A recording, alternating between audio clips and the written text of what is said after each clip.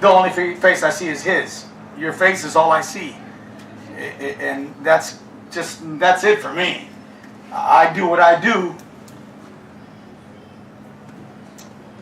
Amen. Amen. Because I believe in what I do. Amen. I don't do it to impress people. To these people, I'm crazy.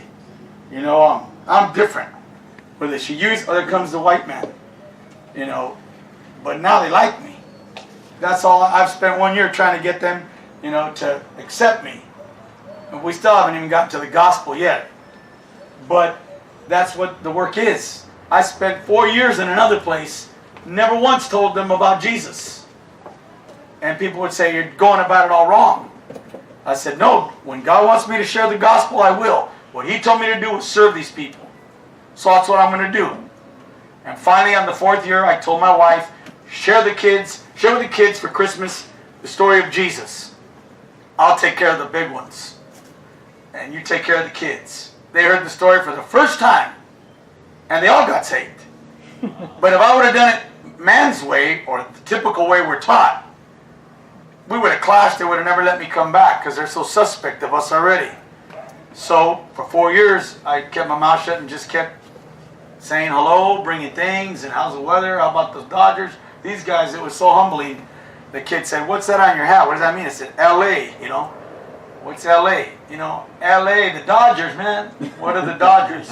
What is baseball? God, I went away crying. So humbling. It's been a year of a humbling experience. They don't know about the Angels too, bro, but it's okay. I like the Angels too. I always tell people, everybody goes, how can you be a Dodger fan? Because when I grew up, the Dodgers were the only team that existed. The Angels never existed until '68. But it was too late. I already loved the Dodgers. Sonny, but I like the Angels too. I was there the other night watching Pujols do what he does. But either way, I just want to say that tonight is not about me. It's not about promoting. I'm the last guy, like I was talking to somebody, Michael, who lives here. He's coming right back. I said, go outside. You really want to party. So he's going to come out. He's going to come. We were talking. That's why I didn't come out. I went to tune the guitar, but I started chatting with their parents, and we were doing the thing. You know, do what I do. If you meet people where they're at and show them that you don't care about shoving the gospel down their throat, they'll run to Jesus. Problem is, everybody's shoving the gospel and religion and everything else. They don't want nothing to do with God. And I said, don't worry, I'm the least religious person in this place. He goes, you're not religious? I said, nah, not me. I don't dig religion. And neither did Jesus. He was the furthest from religion. And so this is not about promoting my ministry and getting us to try and get you to give us a blanket or money for the blankets or to come and visit me in Saltillo. If you come, great. If you don't, I'll never lose any sleep. But it would be nice if you did. You know, I don't want to sound rude either, but I can't put my faith in you promising me you're going to send money for these people. My faith is in God, and it happens every year. Somehow He produces the money to buy the blankets. New, because I don't insult people with used things. I don't think anybody here would give their kids or their mother or their father a used gift or used perfume. Hey, babe, look what I bought you. It's a used poison. Nobody uses poison anymore. I don't even know what the new brands are. Euphoria or something. I don't know what the new ones are. Old school. But Polo or whatever. Shinyui poison. Anyways, but the poison Shinyui. All I know is this. I'm just as happy and crazy as I am serious. But the thing is so this is not about us trying to get you to support us. If you wanted to, great. I'd be more than obliged. And if you were interested in participating in our ministry, even better. But if this is the last time we talk, then that's the last time we talk. It was good being here. I got a weird feeling it ain't. Because I'm not really here for you. I'm here for her parents. I'm here for the other people. They're going down in Chinatown. You're going down like You're going down like Donkey Kong. You know, it's all like Donkey Kong. I started talking with them. They're listening right now. Like I made sure. I go, do you understand English? Oh yeah, but you don't speak it? No. Been here 30 years. I said, what's up with that? But anyways, if they hear what goes down tonight, they're going to be interested. And if you want one of these DVDs, we're going to make a bunch so you can give them out to people that think they're doing something for Jesus. Then they want to take a ride on the wild side, come and join us. But, again, this is about not us. It's about God, and it's about you. Amen. Amen. Otherwise, I wouldn't be here. I would have gone to the Dodger game. But I don't think they're playing tonight. Anyways, the thing is, no, they were playing Boston. That's why I wanted to go. But I want to do two things. One, I want to speak to the church. When I say the church, I'm referring to people that are already saved. You've been churched. You know about God. You've been serving God for a while. When I say a while, at least 3 years. You're not a rookie. Nor maybe you're a veterano. But either way, you know about God. And you know everything that I'm talking about when I speak about Christ and the gospel or whatever. This first part is for you. And the second part is going to be for the people that either have never accepted Jesus and are even interested maybe in accepting Christ to be their Savior, to be their boss, or even interested in going to church. Or maybe even for the people that kind of like they're getting your feet wet and you're going to church, but you're not so sure this is for you.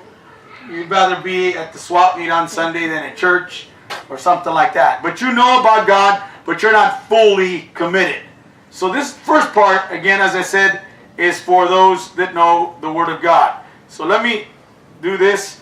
And the crazy part is that the Lord spoke to me. I already had planned what I was going to share with you. But then the Lord woke me up on Wednesday and said, no, this is what you're going to share. Because I really don't care what you think. It sounds like a good word. Give it to somebody that cares. But this is what I'm going to share. God telling me that. And so I read this. I woke up and He said, open up and read. There was a Bible in the living room there in my mom's house. And I would just ask for two things tonight. That you would take tonight as the most important night of your life and have a little bit of patience. There's so much to say, so much to do, and the time is just so short. So if I talk real fast, it's because I want you to hear it all, but you probably won't remember. People don't retain but maybe 15 to 20% of what they hear. So when it's all over, I'll tell you what at least you should remember. But I want to read to you a passage. And I'm finding out that I've been reading in the dark for so many years, and with a flashlight, because everywhere I go there's no light sometimes, no electricity. Where I live there is. But now I'm kind of seeing that I think I need reading glasses. But man, I don't want to accept it. But it says in Luke 14, verse 7, and He told a parable. Let me make sure I turned this on. Yes, I did. Okay. And He told a parable to those who were invited when He noted how they chose the best places, saying to them, when you are invited by anyone to a wedding or quinceañera, it doesn't say that, I just read one of those events. Do not sit down, or the galas.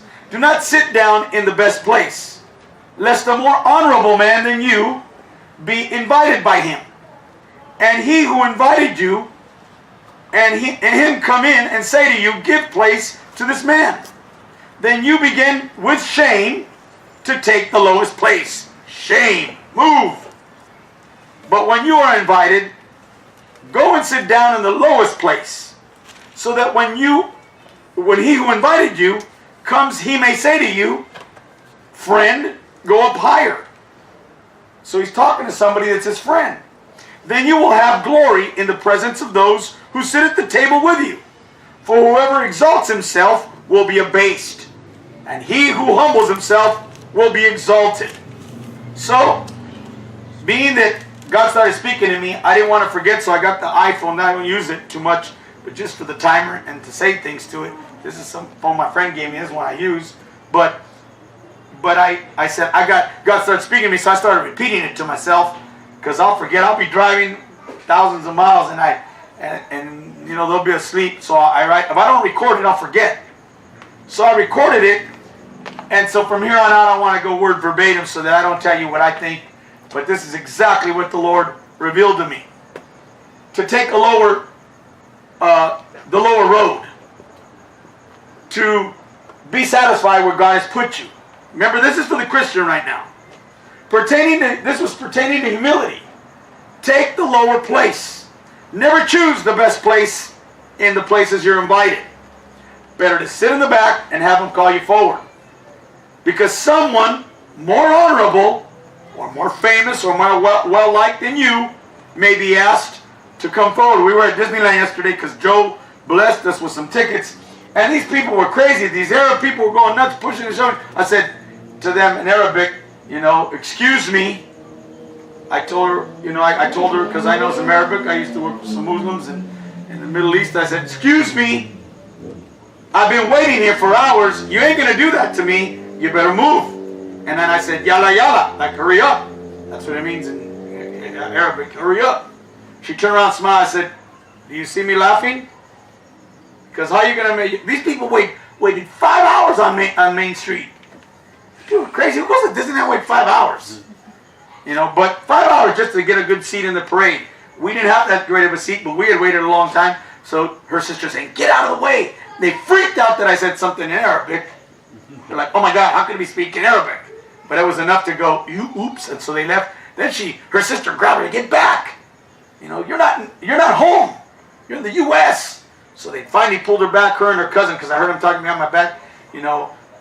Your cousin saying, cousin, get over here. And finally, they held her down, and finally she went forward like a fullback. Boom, and she plowed back in again. To get in the front, everybody's yelling her, pushing her with her camera. She wants to get Mickey. She wants to get somebody's picture. But I'm like, wow, we're surrounded by all these people. And yet, there's people shoving, and then there's all these other nationalities, don't want to name names. There's just a ton of everybody there. And finally, the police had to come and get back. Why? Because those people already had saved their places. And it reminded me of this. That there may be some times that you think you're it. Or like I'm here and people are going, wow, you went to all these places and it seems pretty honorable. It seems pretty wow. But I know who I am. And I know where I came from. I'm nobody. Somebody bigger and badder with bigger time ministry that has a lot of funds and can do way more than this. More than 1,000 blankets that we do. Think about 1,000 blankets at $10 a pop. That's 10 grand. Where it comes from, I don't even know. It just happens every year.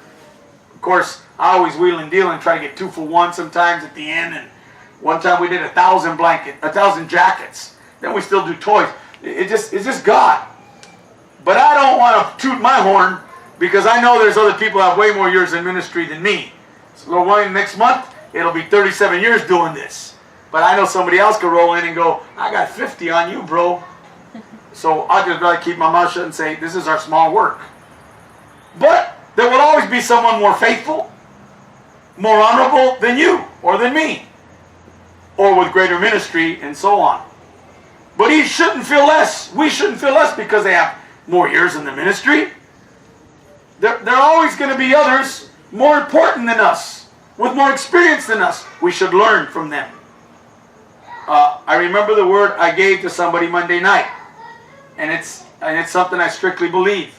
If you learn from your mistakes, then you're smart. But if you learn from the mistakes of others, that's wisdom.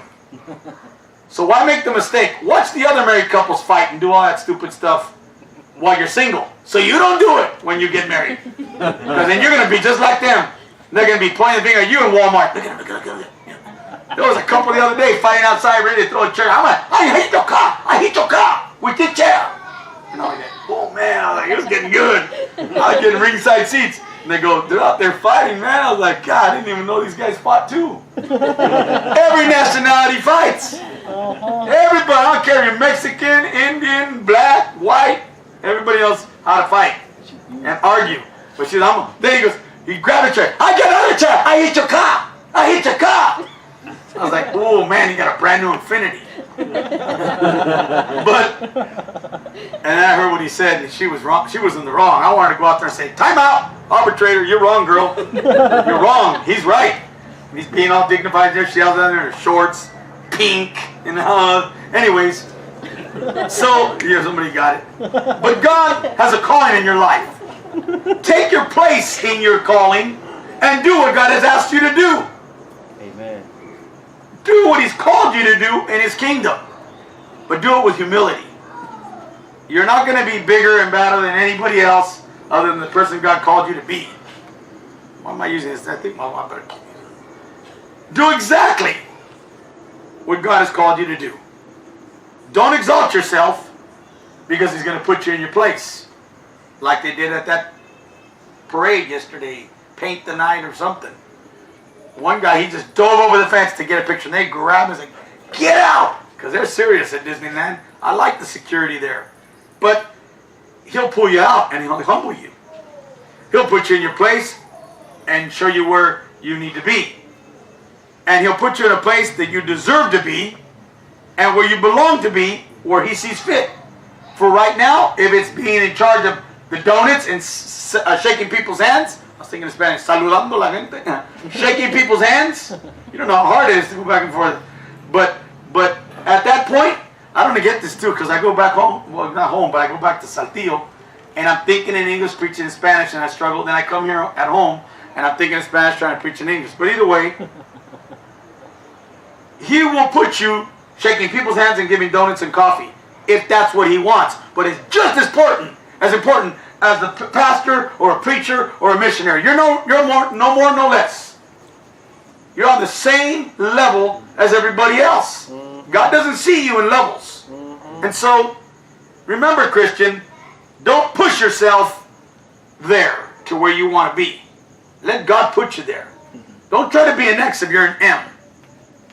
Go, well, I always say, go where you're celebrated, not tolerated.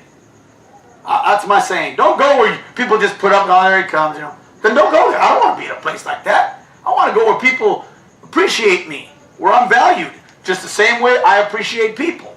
Sometimes as Christians it's sad, but there's Christians that want to say how much they love the Lord, but they treat everybody else like trash, or they're just indifferent with everyone. Or like they say in Mexico, son muy especial. They don't mean like you're special. They mean like you're very especial. You're like terrible. You're like, there they come. You go where God has put you, not where you want to be. And do your work and keep quiet. Be glad that He called you. Like that book I said on Monday. Shut up. That was the name of the book. Shut up. It's such a good book, man. I wish I could find it. But either way, be glad that you've been invited to this party, the wedding, that we're going to be talking about here. Because right here, you clearly see that when he starts this story, he is talking about those that are invited to a wedding. Those that are invited to be part of this big gala. Be invited that you've been asked to be a Christian. Be excited that you've been invited to participate and to work in God's kingdom, even if it's cleaning the church. You know, it was so bad when I came to TC. TC is Templo Calvario, where some of you go to church. When I came, it wasn't even at the building you were in. It was in another building. And I said, I want to work. And they made me paint and scrub the wall. I was like, what's up with you, man? I was a leader in the gang, man. Don't you know who I am? I'm from F Troop. You're from where? I mean, I used to be. I'm saved now. I'm saved now, but I was in that gangster old lifestyle get back into me.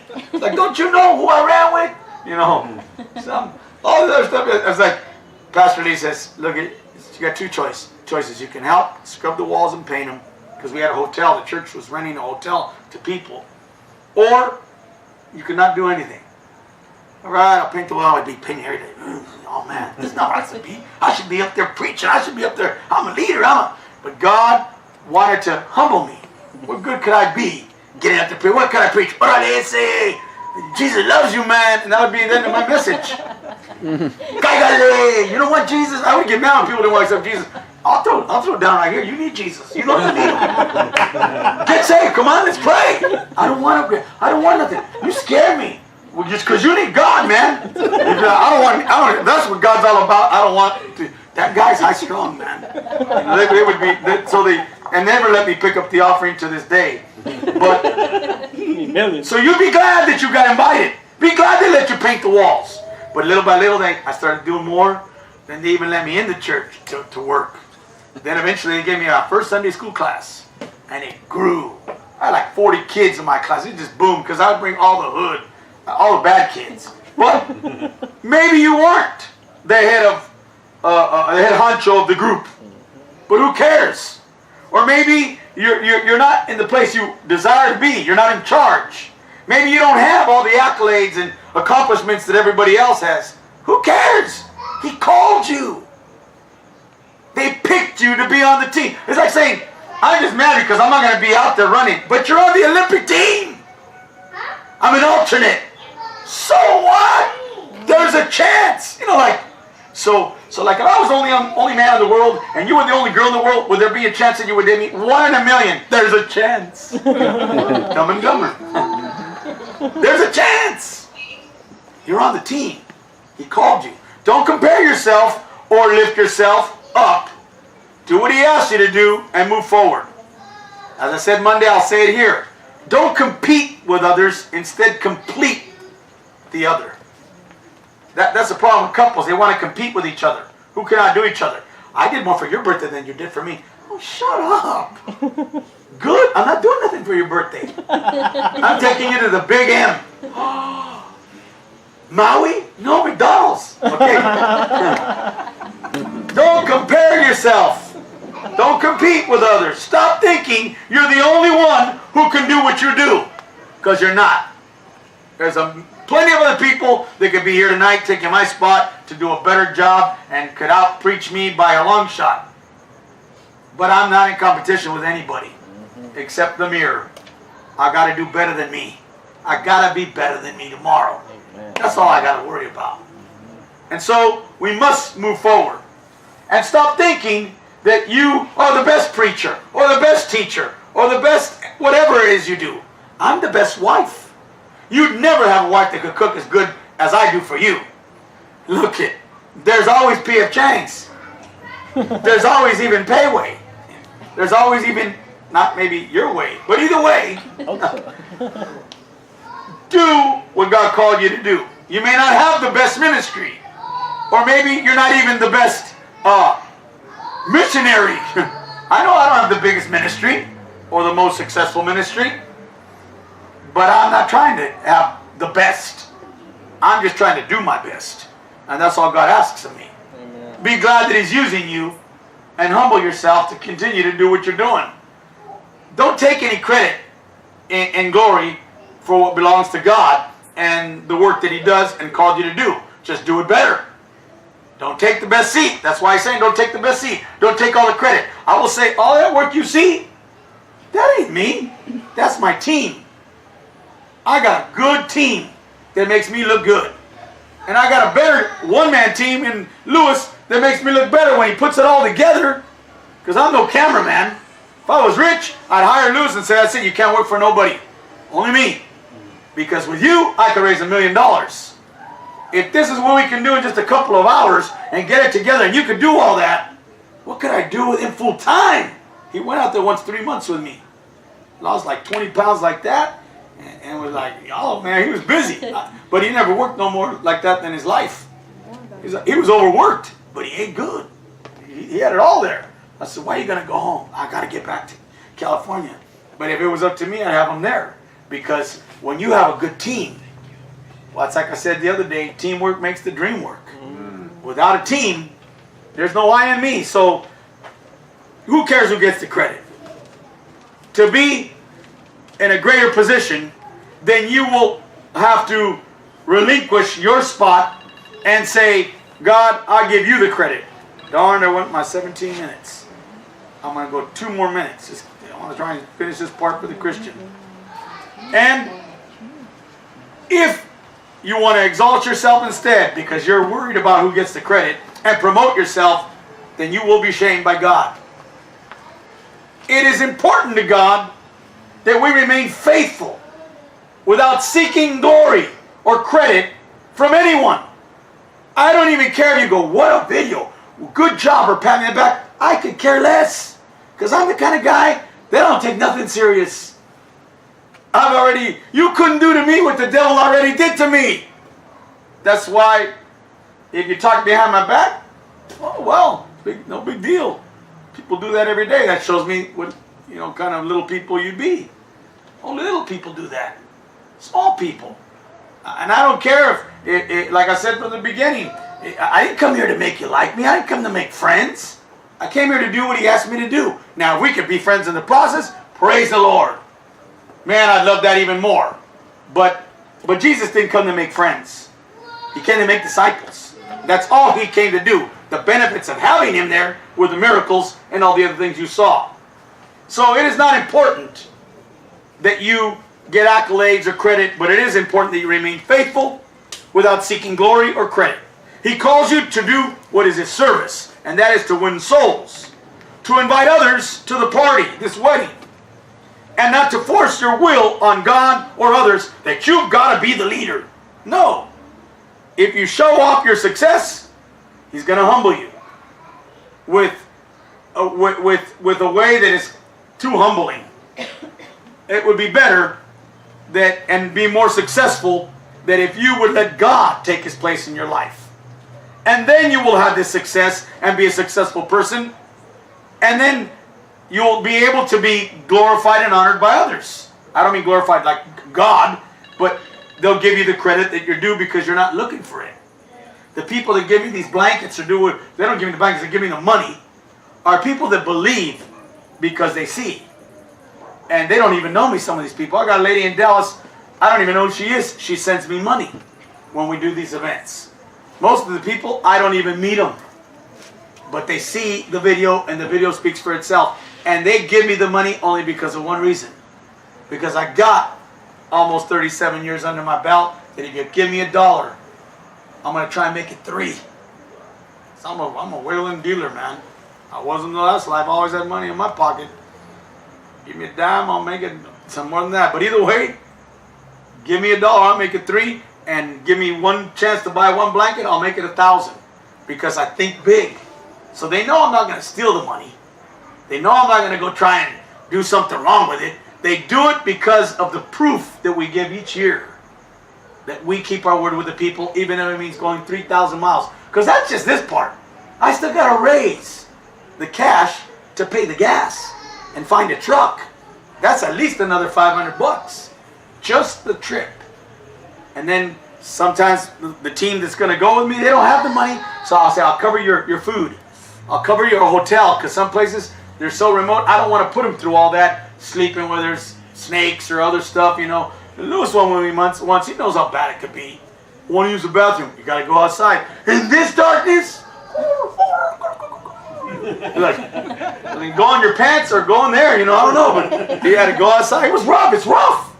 The places we work, Mexicans won't go. So you know how rough that is. Finally, for the Christian, if you don't show off your success, then he'll lift you up. But if you show it off, he'll humble you. And so we see that Christ tells the Christian, I need you. I need you to be of service to me. Now, I want to go to another part real quick. I'm just going to put there real fast, 7 minutes. Let's try that. Because my mom said, don't you go long. Because the people, I said, okay, whatever. But if people want, if it's good, people will say like, man, Paul, you think I would be bad? Paul preached for 4 hours. And Eutychus fell out of the balcony and died. Because he fell asleep. He fell asleep in the message. Paul was known for preaching minimum 2 hours to 4 hours. So Eutychus falls out the balcony. I already started my 7 minutes. Wait, pause. Eutychus falls out the balcony, breaks his neck. They think he dies. And then we see that Paul goes over him, puts his hands over, breathes on him, and prays for him. And he comes back to life and says, don't you ever sleep in a sermon again. He didn't say that, but he probably thought that. And he was known. But you know what? The people would sit for 4 hours like a sponge absorbing everything Paul said because it was so good. I don't know about you, but there was 2 leaders. Benjamin Disraeli from Israel, Margaret Thatcher. And time's not running. This is off the hook. This is for free. And a reporter, real famous from, I don't want to say what station, she went and interviewed them both. She said, man, when I was with Margaret Thatcher, she made me feel like she was the most important woman on the earth. But when I was with Benjamin Disraeli, he made me feel like I was the most important person on the earth. Benjamin Disraeli, if you know anything about him, was one of the greatest leaders in Israel. It's like saying, you know, what's his name? I think that was nickname. Netanyahu? Not Yahya. Benjamin Netanyahu, but they call him something else. Bibi? Bibi. I call him Bibi. His name is Benjamin Netanyahu. Awesome man. I always remember Pastor Danny's voice because when he talks, Israel will not take. But anyways, can people say that about you when they come out of your presence? she made me feel so special. He made me feel so important. No, you walk away going, what a guy, what a girl, what a woman. You know, man, tell her to take off the makeup. You'll see what a woman she is. But either way, now back to tell him to take his peg leg off. I got a good joke. That's another thing. I just love to tell jokes, but I won't do it. Hey, that thing kept running. Wait. Reset. Okay, 7 minutes. Here we go. Now go to verse 12. And all that was to say, be satisfied with God has called you for now. For now. You were in Luke 14. But the whole part we read from 7 to 11 was, you be satisfied if you're giving donuts or whatever. Be happy where they got you working. Now look at 12. Then he also said to him who invited him. And Jesus is talking to this guy that invited him to a wedding. When you give a dinner or a supper, do not ask your friends or your brothers or relatives, nor your rich neighbors. Right here he's saying, reach out to others. Reach out. Reach out where no one is reaching out to. So don't invite your rich neighbors. I don't know how rich your neighbors are here, but some people have rich neighbors. Lest they also invite you back, and you be repaid. But when you give a feast, invite the... Oh, here we go. This is the part... Nobody likes Jesus' words here. Invite the poor, the maimed, the lame, the blind, and you will be blessed. You want to be blessed? There it is. There's the key. Because they cannot repay you. For you shall be repaid at the resurrection of the just. You'll be paid back for this. It's like an investment, better than a CD. I don't mean the kind of play music, the kind of the bank. Don't you want to be blessed? This is one of the ways you may be blessed. So he says here, do what nobody else is willing to do. And so we know that with this part of the story, we can see, and this is my part, again, to the Christian still. This is part 2, 7 minutes. Now 4. If you're all that Christian, I dare you to prove it. Invite somebody to your house. I dare you even more. Before I leave, I would do it with you. Open up this backyard to a bunch of nobody has-beens. We couldn't trust them. No, you don't need to trust them. Nobody asked you to trust them. It said to love them, to invite them. And I'm provoking myself because even God is telling me what I need to do when I go back to Saltillo. I need to start a new ministry. This new ministry, I'm not going to tell you what it is or how to do it because we're going to get to it on the second part. Because he says it again. He reminds us and repeats the name maimed, lame, blind, and poor. What about those people? Do you see those people at your church? I think not. Unless they're outside begging, or unless they're outside laying by a bench. Someone just saw one a minute ago out there saying, did you see that guy throwing them? My mom said he's probably drunk. Yeah, probably so. Doesn't say the drunk, but it doesn't mean you can't love them. We were walking yesterday out of Disneyland trying to get Lewis to pick us up on Harbor and Catella. I said, don't matter. Sometimes you see people in high heels walking by here. Don't worry about it. But anyways, we're walking. You know, they're just looking everywhere. But either way, there's people. And someone goes, are those homeless? You know, she asked me that. And I said, yeah, those are people that are homeless. Laying all over the outside of Disneyland. In front of the most happiest place on earth. Or the most miserable place on earth, too. Just a stone throw away. And you're going to tell me that's the life? I mean, that's just impossible. How can you live in a country that allows so many people to come? We're trying to get 100,000 Syrians a month, yet we can't even take care of a veteran that has no legs, that's 31, 28, that just came and fought for his country from Afghanistan.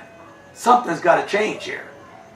And don't expect the government. I ain't talking about the government. I'm for anybody. I don't care for either of those people that are running for president. I don't care who wins, though I would prefer maybe not one of the persons, but I know that no matter who wins, I'm voting for Jesus. Amen. Because I'm on Jesus' side. Amen. So clearly, we see that he tells us to go and reach these people. Go and reach these people. Okay? So I'm going to cut it there. We're not even going to go to 7 minutes. Look at that. Now, I'm going to talk to the unsaved. Now you might think that, where's he going with this? I'm going to land in the end. You'll see I'm going to land. I won't even take the 2 minutes and cheat over and give me more extra. But now let's look at verse 14. Excuse me, 15. This is a whole nother story. This is a good part. Oh, I need the glasses. Here we go. This is where it gets good. Man, Jesus is throwing down, man. He's got, like, this is Texas Hold'em. He's throwing them all down.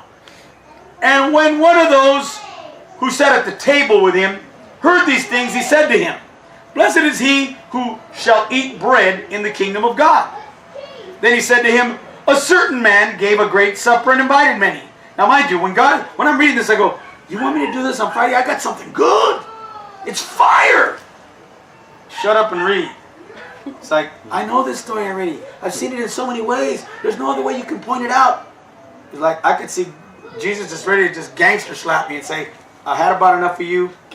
I'm going to take you out of your chair and humble you. So I kept reading. He gave a great supper and invited many and sent his servant at supper time, because the supper's ready. He sent the servant to say to those who were invited, Come, for all things are ready. And then all with one accord began to make excuses. That's not like people I know. Sorry, I can't give you money for blankets this year because of, okay. But either way, the first said to him, I have bought a piece of ground, piece of land, and I must go and see it. I ask you to have me excused. Now, as I start reading this, I read it all, and I don't see it, and God says to me, read it again. I'm going to put you through the matrix. It's like, you're going to get in the zone, you're going to see what it really meant. So watch, keep reading. 19. And another said, I have bought 5 yoke of oxen, and I am going to test them. I ask you to have me excused. And another said, I have married a wife, and therefore I cannot come. Why? Because they're Jews. If you didn't know, as of to this day still, if you're a religious Jew, practice Judaism, I know I worked with Jews, and I know them personally. Once you get married, you take 1 year off of work. You cannot work. You're only with your wife for 1 year. After that's over, you work like a dog the rest of your life. But you're off 1 year to be with her and her only. No job, neither of them. And so the whole family comes together to support them and provide for them. They don't go on all this vacation, but they get to know each other, cultivate their marriage. So, I can't come. So that servant came and reported these things to the master, his master.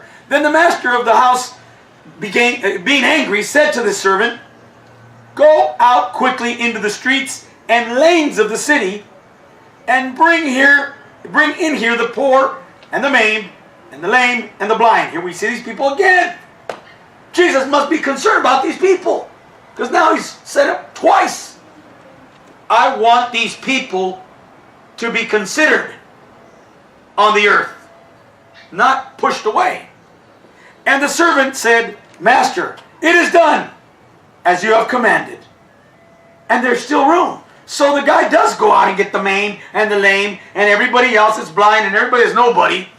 And he comes back, I did everything you said. But there's still room in the hall. There's still room inside your house, so to speak, where the party for the wedding is going to be. Now here comes the kicker. 23 and 24. And the master said to his servant, Go into the highways. It wasn't enough now where it was streets, city, or lanes of the city. Now he says, go to the highways and hedges. What, look under bushes? You might find the homeless there. And compel them to come in, that my house may be filled.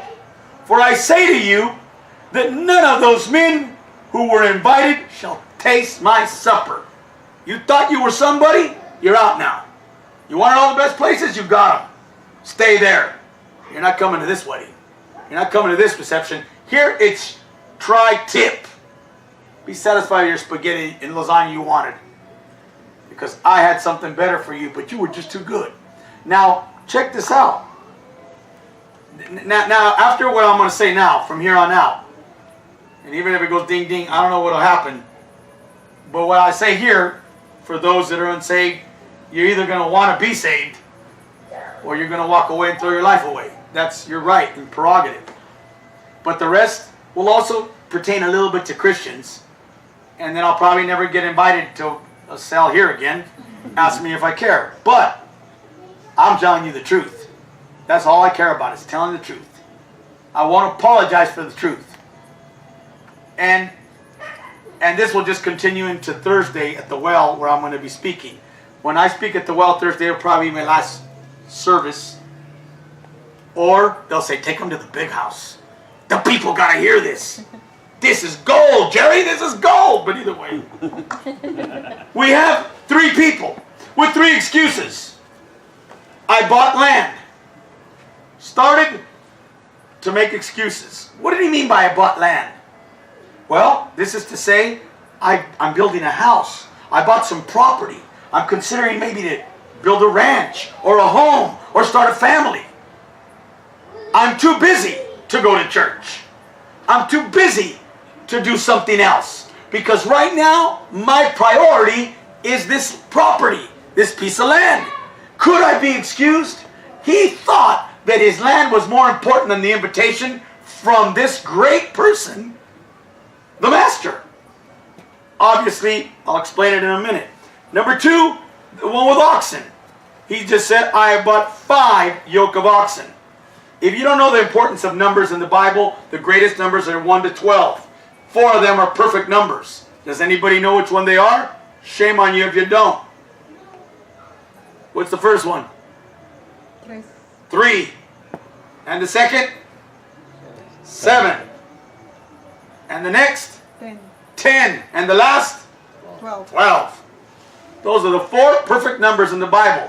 Why didn't God tell, we better time that out real quick. Why did God tell Joshua to march around Jericho 10 times, 15 times, 3 times? He told him 7. Why 7? Perfect number. Because it's a perfect number. 7 means complete. Perfect. It's complete. Why do you think the number 6 is important in the Bible?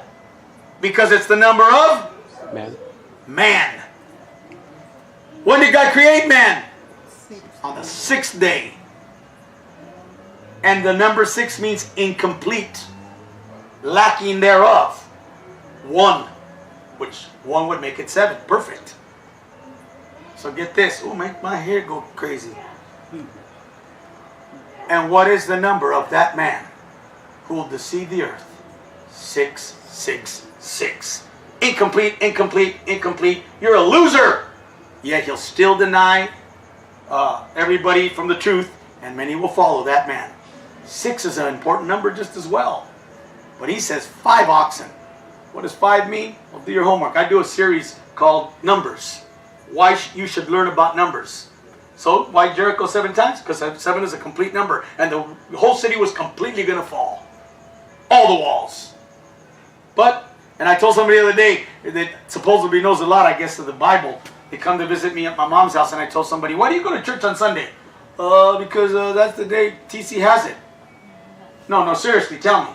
Well, you got a stuttering problem? I don't know. I said, you got to be kidding me. How could you be in charge of people and you don't even know why you go to church on Sunday? What would happen to Jehovah's Witness or a Mormon talk to you? 7-day Adventist. You should be going to church on Saturday. It's the Sabbath. Yeah, it was the Sabbath, and it still is in Israel. But why do you go to church on Sunday? You should know that. And then I said, and why did they sell Jesus for 30 pieces of silver? Why not 40? Why not 12? Why not 10? Everything means something in the Bible. These are things you better know if you're going to be a Christian. But I forgot, I'm talking to the unsaved again. So, the oxen, 5. I'm going to start a business. I'm starting my career, so to speak. I'm going to start a business. This is what the oxen represents, is to make money. I'm going to plow. I'm going to cash in. My career is just finished, starting. I graduated from school. Every excuse could fall under here. I'm starting a business. I'm going to try and get a loan, and etc., etc. I have no time to follow God because I'm busy with my life. I could not be able to go to church or to a life group or whatever we call them, sales, Bibles, anything. Why?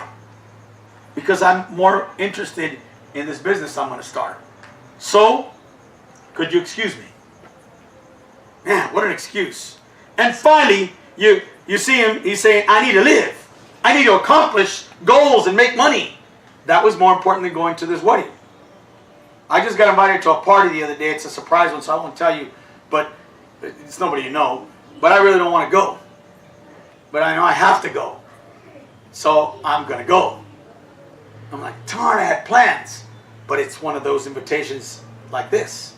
And the third one, and the last says, I have a wife. I just married a wife, or I got a wife. I'm too busy with my relationship. I just met a girl. I'm trying to date a girl. I'm trying to get this girl to talk to me. And she only can, be with me on Sundays because she works all week. And she loves to go to the swap meet. She loves to go to the mall, so I can't go to church. And your time frame, it doesn't work. If you had church on a Monday, everybody's got an excuse. And finally this guy says, I can't follow. You, God? I'm trying to please this woman. I'm trying to please her by going to Hawaii, going to Vegas, trying to please this man by doing what he says. And the list goes on and on and on. But finally what we see is that this person, again, says, can you excuse me? Christ doesn't fit in my plans. At least right now. I can't make church every Sunday. I can maybe go once a month. Please excuse me. When the servant tells the master what has happened, he becomes angry, it says. And God is getting angry with man now on earth. God is to the point he's had it. I know he has had it with America. As Billy Graham said it best. If God does not punish the United States of America for what they've done in the last 5 to 10 years, he will have to apologize to Sodom and Gomorrah. I agree with him. But that's for Thursday. He has called many. And he called people from all over the earth. He called these.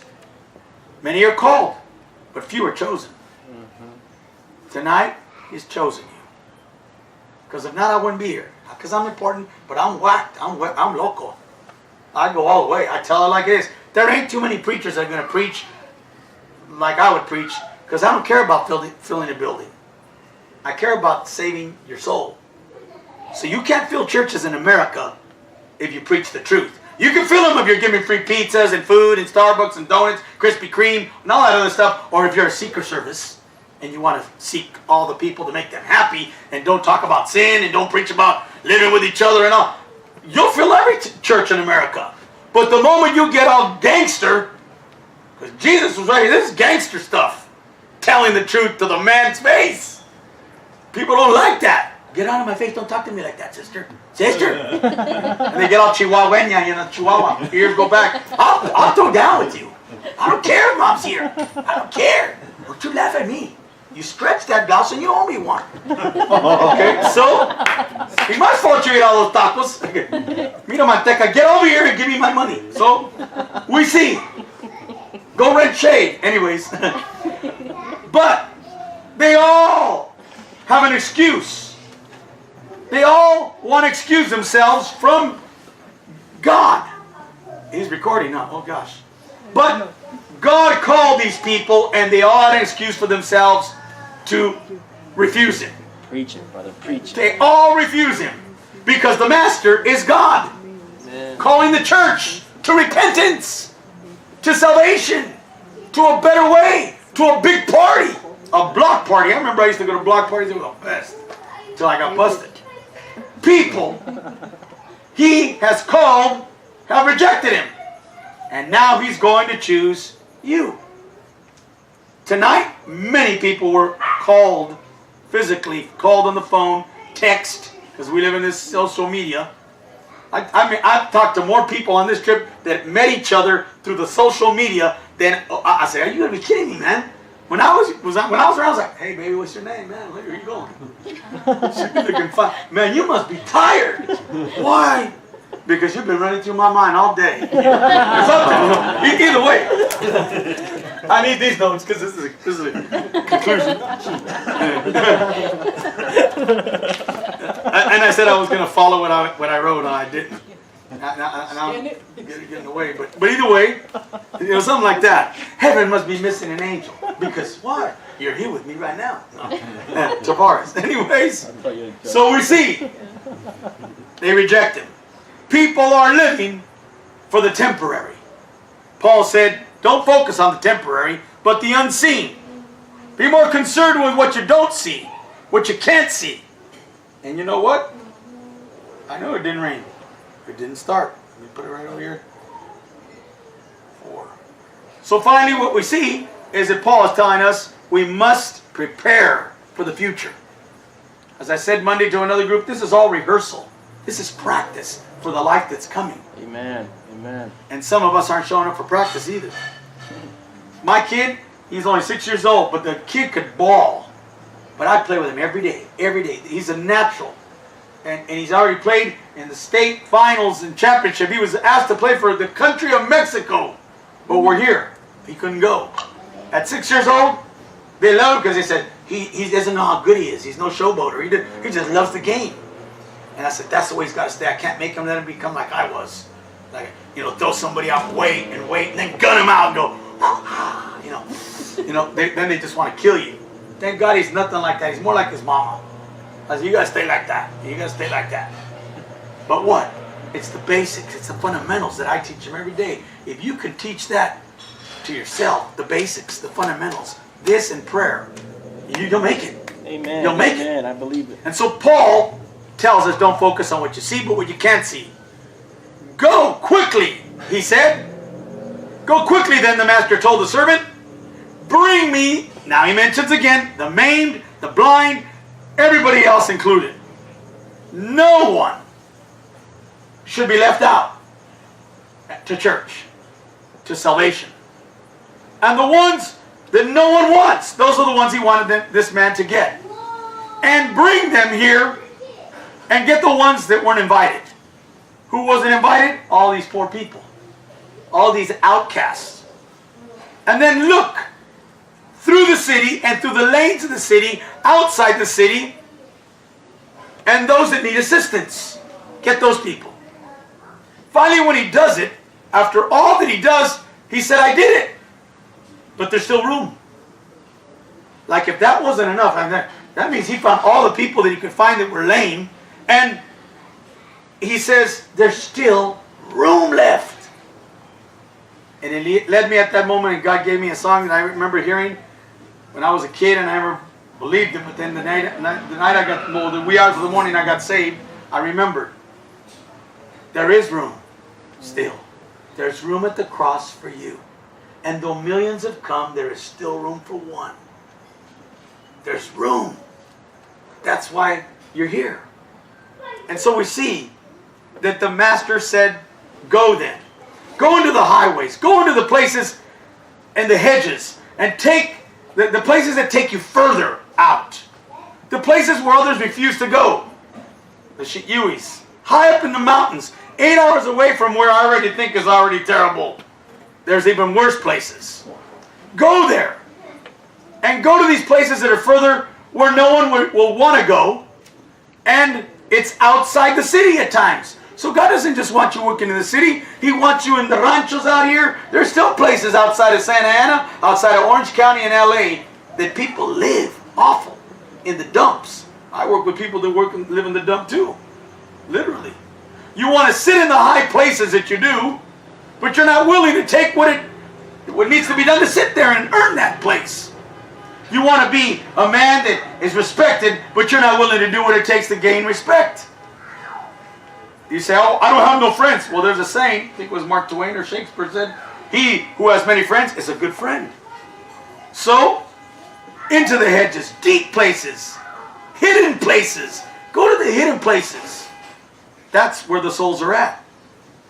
Still, I want them in my kingdom. Even the worst of them, he wants in his kingdom. I want those people to be invited. And compel them to come with you to fill my house. So now, my job is to compel you. That was my only reason in coming here. To compel you, which would mean to encourage, compel, not to coerce or trick, but to say, I'm here to tell you this is a good deal. And I'm that servant that the master sent this time. Maybe he has sent many other people to you, and you didn't listen. You didn't take Jesus at that time. But I'm here to convince you that God wants to save you. Maybe you say, well, this is not my moment. Or you don't understand. But I got to tell you something. It's you that doesn't understand. Because see, I too was blind. For many years. And handicapped. Not physically, but spiritually, emotionally. By Satan and all his vices and all the things that he made shine, like a saying in Mexico, everything that shines is in gold. And the things of this world drew me away from wanting to be anything that I could have been. And having a house and having money and all those other things could be an excuse for me. But I would have to say, what have you become? What have you made of your life in the 30 years you're alive? In the 20 years you're alive? I don't know how old you are.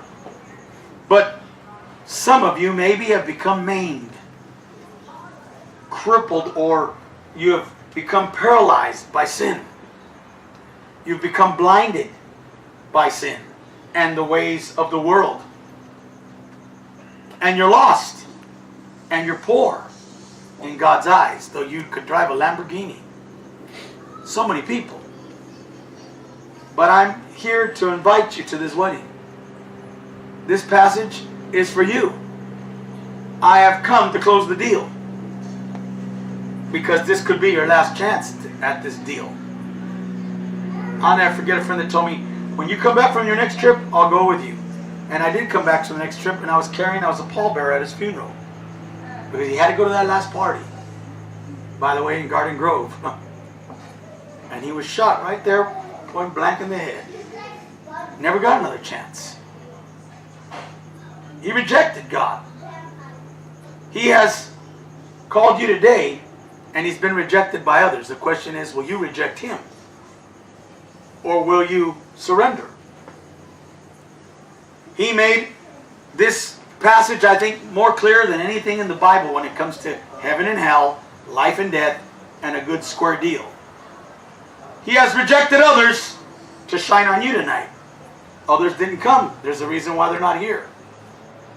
But tonight, you're the special one. Because he took time out to say, you're important to me.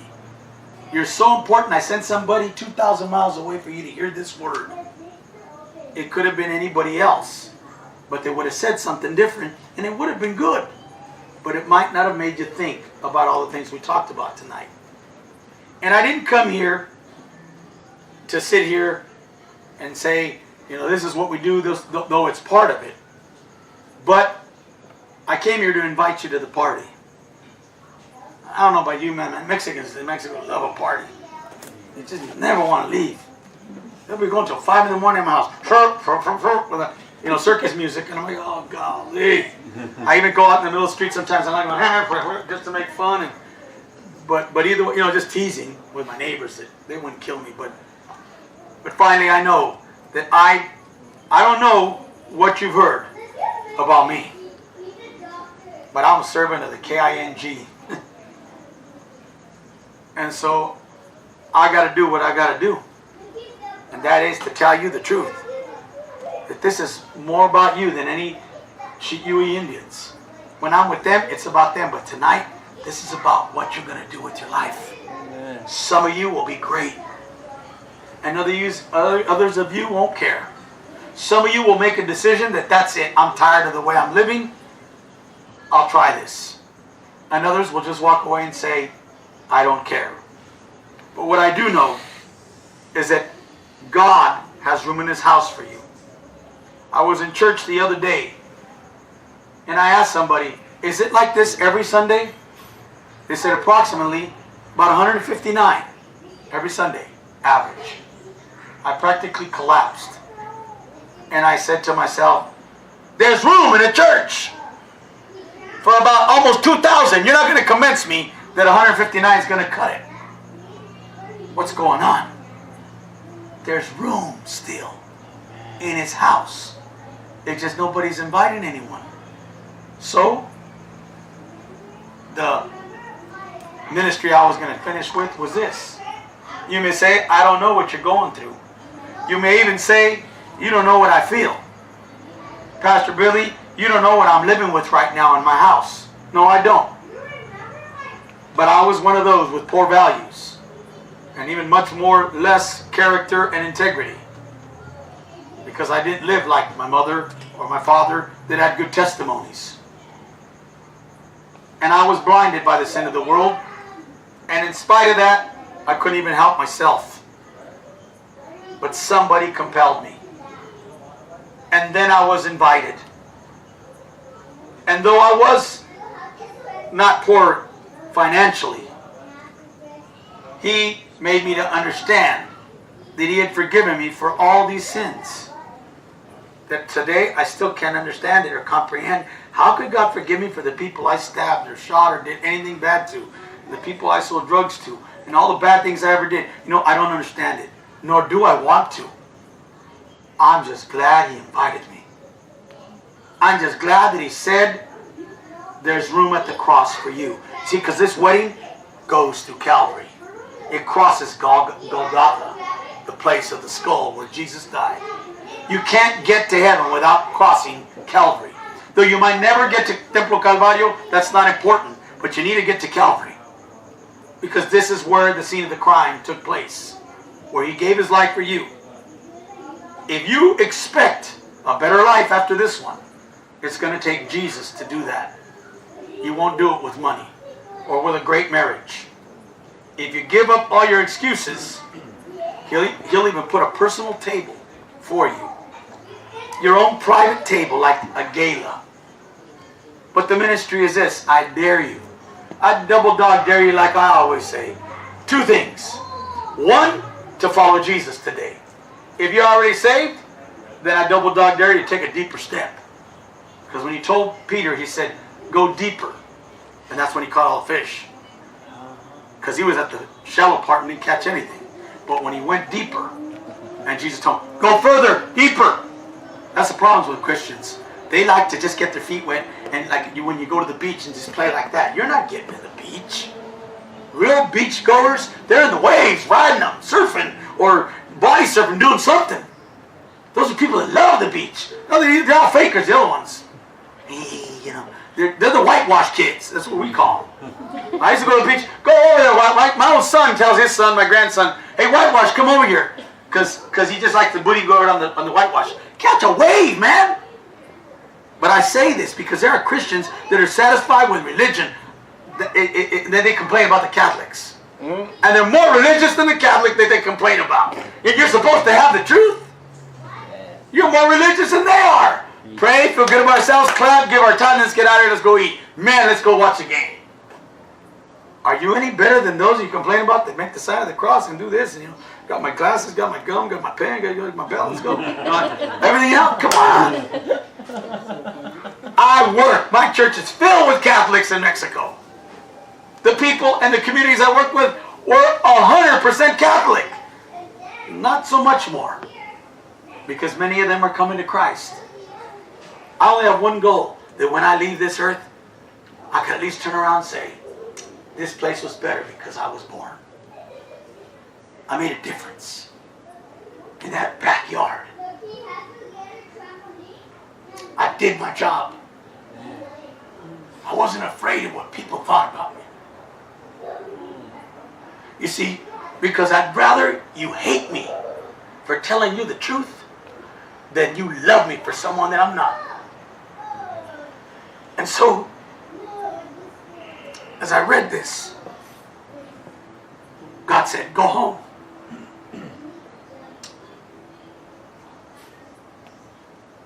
But not without telling them. How about you?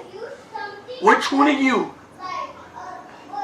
that claims to be a Christian will take this Sunday a handicapped person, a blind man, maybe not physically but spiritually, but I even say physically, who here will start a ministry in your church to go talk to somebody that has the money in the government, in the city, for vans, to bring the handicapped in on their beds, to hear the word of God. I dare you. Because that's what I'm going to attempt to do. Amen. Because in Mexico, they don't care about the handicapped. There's no rails, there's no nothing. They're the last people they care about.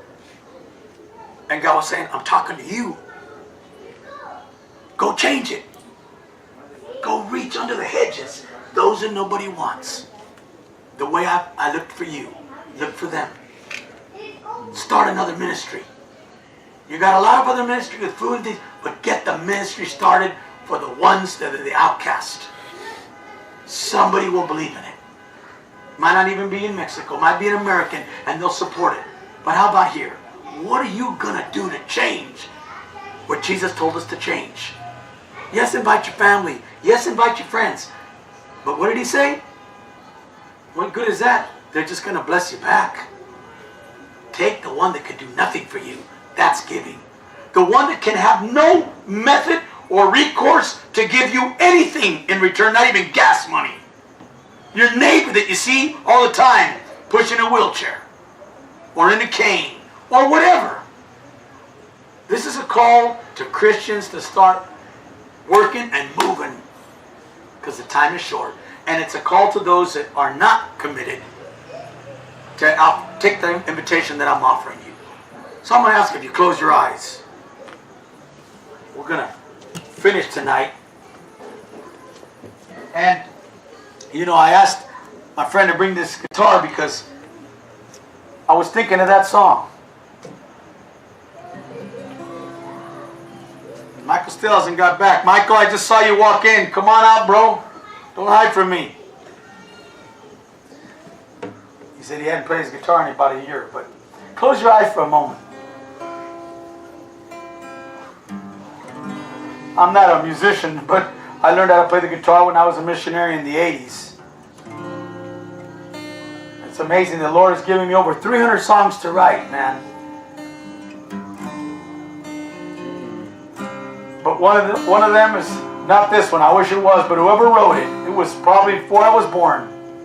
And it says, there's room at the cross for you. There's room at the cross for you.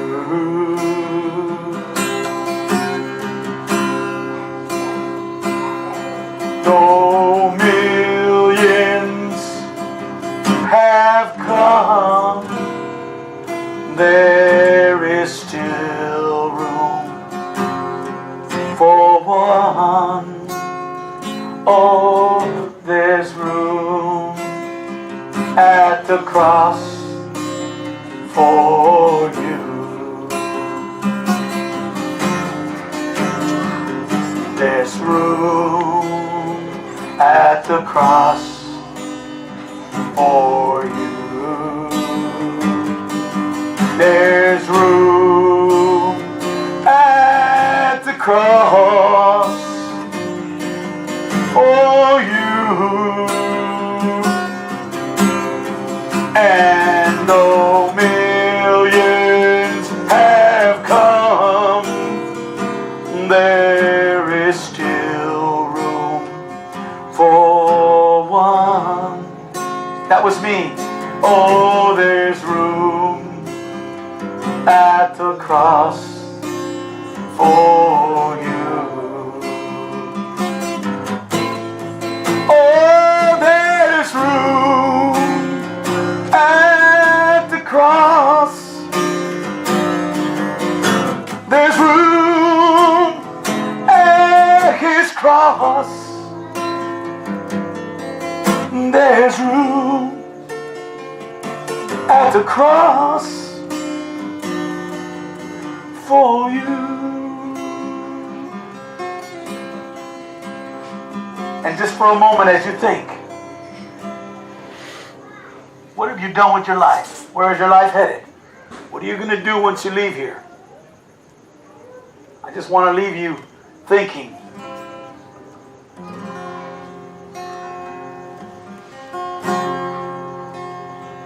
But you have to make a difference, at least in your family. And as I was thinking this afternoon, I told Pete, please, if there's an opportunity, I hear these words in my head. A friend of mine, Marcos Witt, wrote this song years ago. And I said, I can make it better. And I can do it in English. I bet you Pete would remember. And it just says the words that I think fit you perfectly. And as I do this, if you're here and you have not made a commitment to follow Jesus, 100% that you say, I'm convinced, I'm going to serve God, I'm going to do this, I want you to come up to the right side of me, which will be your left, but my right side. And if you're a Christian and you're saying, I hear you, man, I might not be that one to start the ministry that you're talking about, but I'm going to go. Because that's what he left his disciples with. Go ye therefore and make more of yourselves. So as you hear these words, if the Lord is speaking to you, come forward. To the right of you want to commit, and to the left of me if you're ready to serve more. Your eyes, they see all things. There's nothing I can hide from you, for I am nothing, Lord, without you. Remember that, Pete? Yep. All things you know about me. When you look into my heart, you see that I am nothing without you. Lord, take my life and fill it with truth.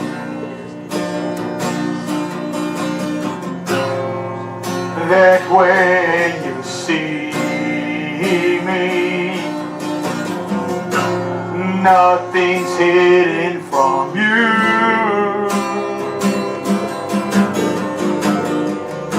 And Lord,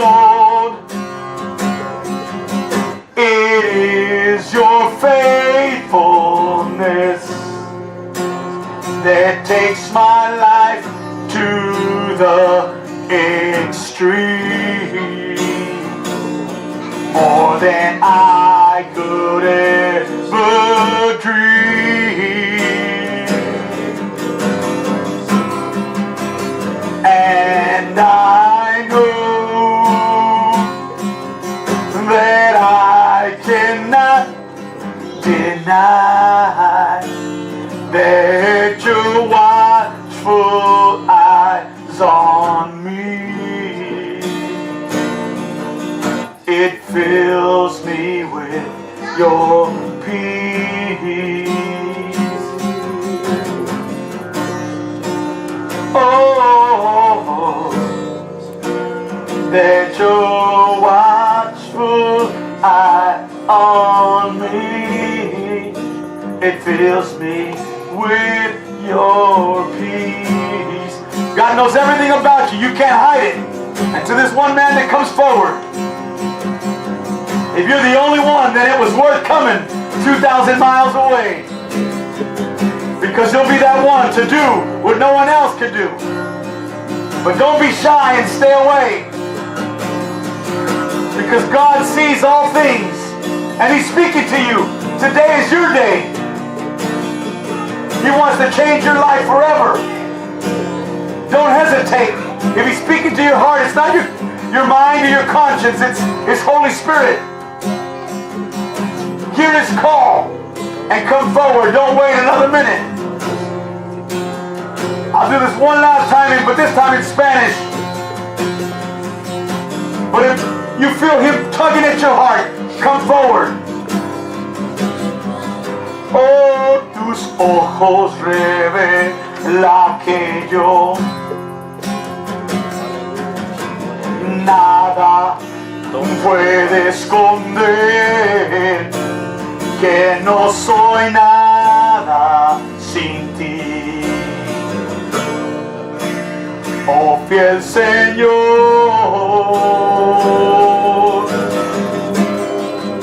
¿por qué? Todo lo sabes de mí. Cuando miras el corazón, todo lo puedes ver. Muy dentro de mí.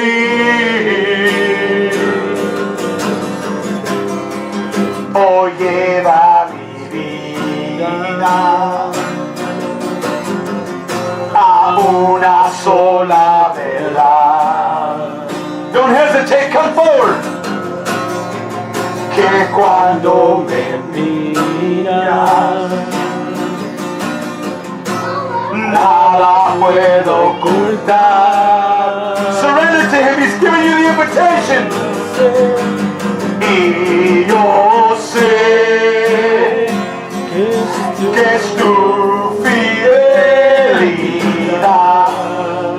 que lleva mi vida más allá de lo que puedo imaginar.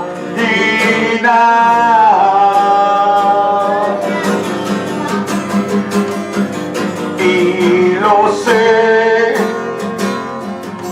que no puedo negar que tu mirada puesto en mí